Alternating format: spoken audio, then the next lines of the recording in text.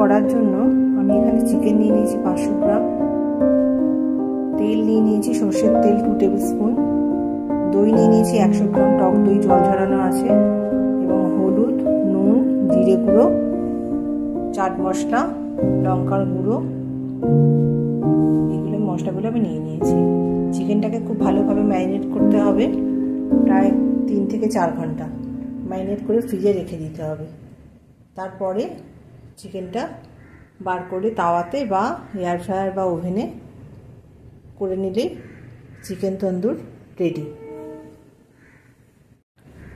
চিকেনটা ম্যারিনেট করার জন্য আমি এখানে একটা কাঁচের বোল নিয়ে নিয়েছি। এর মধ্যে প্রথমেই আমি জল ঝরানো টক দইটা দিয়ে দেবো। এরপরে আমি এর মধ্যে দিয়ে দেবো এক এক করে মশলাগুলো। প্রথমে আমি দিয়ে দিচ্ছি 1 টিস্পুন লঙ্কা গুঁড়ো, তারপর আমি দিয়ে দিচ্ছি 1 টিস্পুন ধনে গুঁড়ো, তারপর আমি দিয়ে দিচ্ছি 1 টিস্পুনের থেকে একটু কম জিরে গুঁড়ো, তারপর আমি দিচ্ছি গরম মশলা powder 1/2 teaspoon, 1/2 teaspoon chaat masala,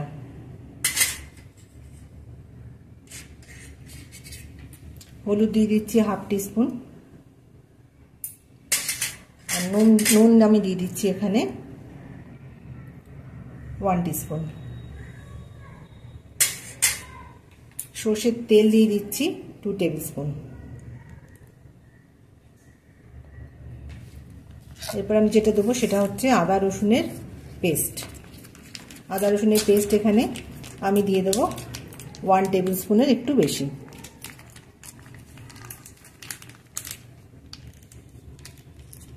আমি এই পেস্টটা ইউজ করছি, আপনারা ইচ্ছা করলে বাড়িতে পেস্ট তৈরি করেও ইউজ করতে পারেন। এরপর আমি দিয়ে দেবো একটু কসুরি মেথি।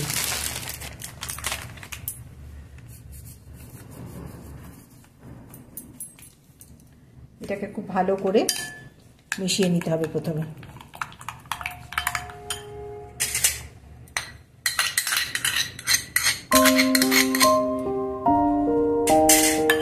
এটাকে খুব ভালো করে মিশিয়ে নিয়ে এর মধ্যে মাংসগুলোকে দিয়ে দিতে হবে। চিকেনের পিসগুলোকে আমি দিয়ে দিচ্ছি।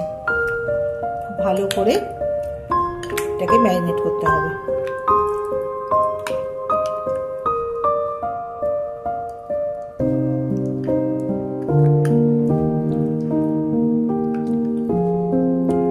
এইভাবে এটাকে ম্যারিনেট করে ফ্রিজেতে রেখে দিতে হবে 3 থেকে 4 ঘন্টা।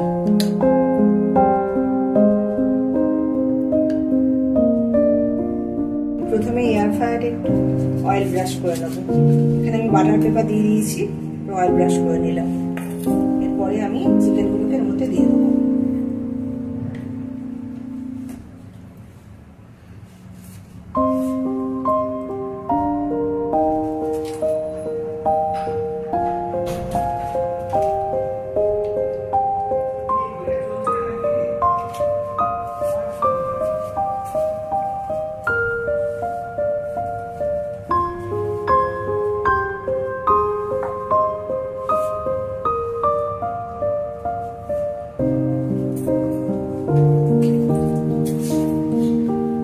হয়ে গেছে দেওয়া, এটা আমি দিয়ে দিচ্ছি এবার এয়ার ফ্রায়ারে।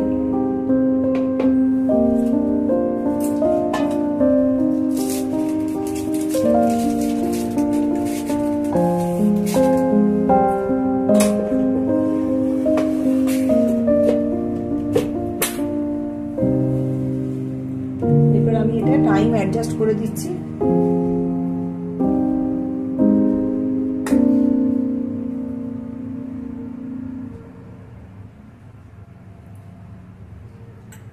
আমি এখানে 180 ডিগ্রি টেম্পারেচার সেট করছি আর টাইমার দিচ্ছি 20 মিনিটস।